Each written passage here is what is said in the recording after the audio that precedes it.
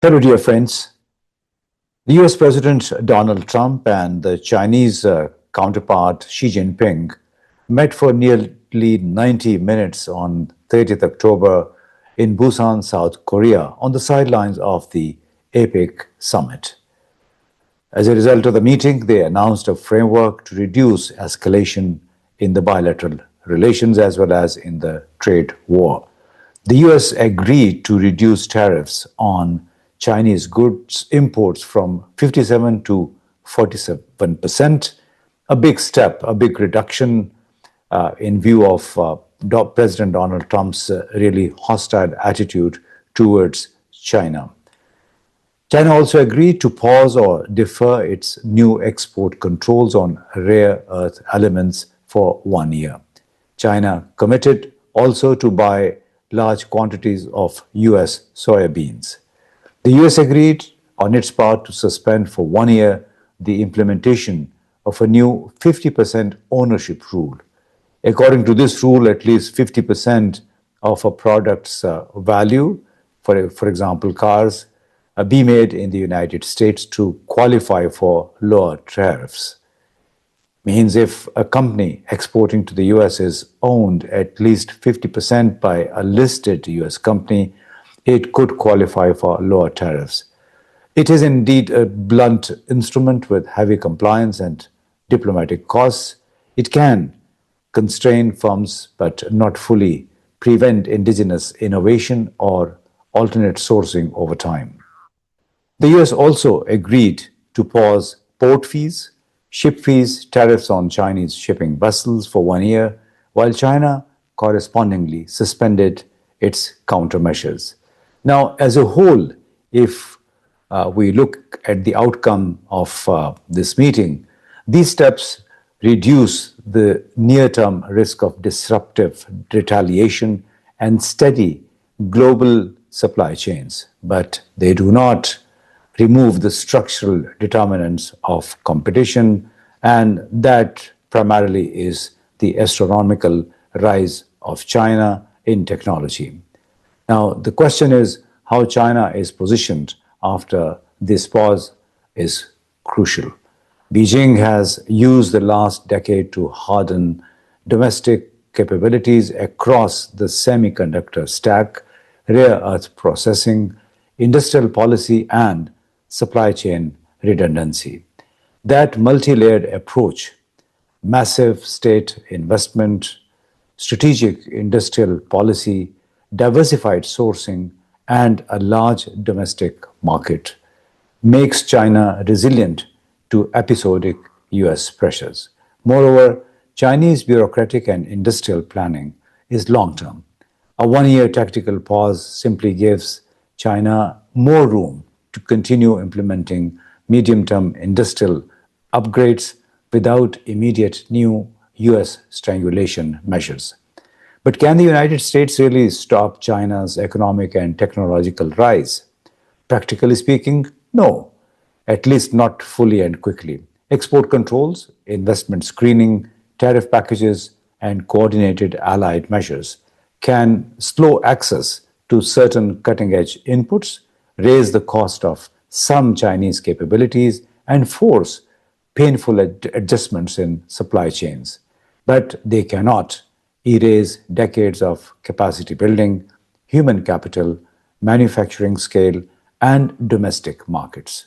The US-led West may adopt more sustained, broad, and coordinated measures across many geographical locations, but the primary thing is whatever they collectively do would still likely only narrow specific technological advantages rather than reverse China's overall economic trajectory. Are measures such as the 50% rule or seizure of assets. The example is Nexperia, the Dutch company, Chinese company based in Netherlands. Are these measures sustainable? Well, they are politically and technically usable as episodic levers, but have their own limitations. The affiliates 50% rule introduced by Donald Trump and meanwhile suspended, strengthens export control reach and closes loopholes, useful for immediate national security signaling and enforcement. But it is legally and administratively costly to implement globally and invites countermeasures. Moreover, if such rules are applied unevenly or rescinded for political reasons, as happened with the Busan 1 year pause announced by Trump and Xi, firms face volatility and policy risks that undercuts long-term deterrent value.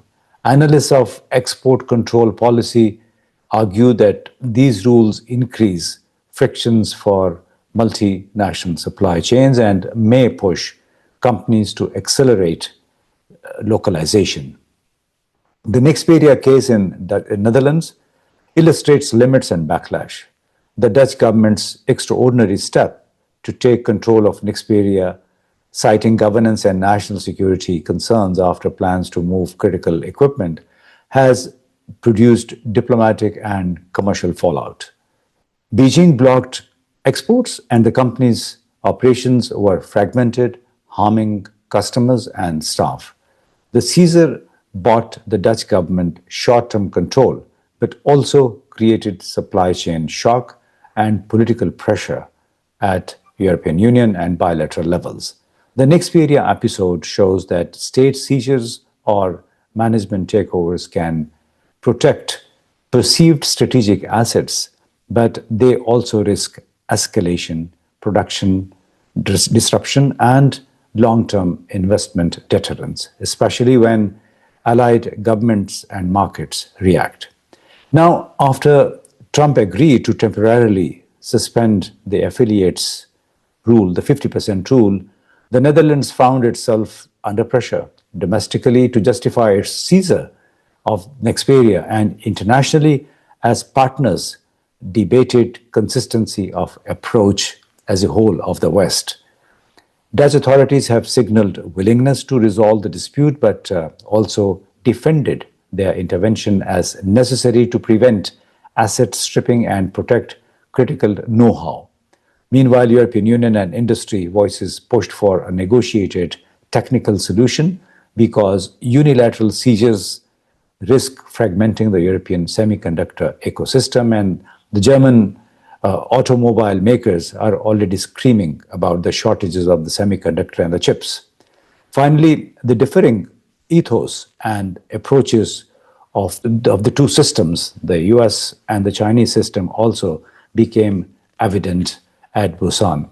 The American toolkit can and always impose short-term pain and erect fences. The Chinese toolkit builds alternative lanes around these fences.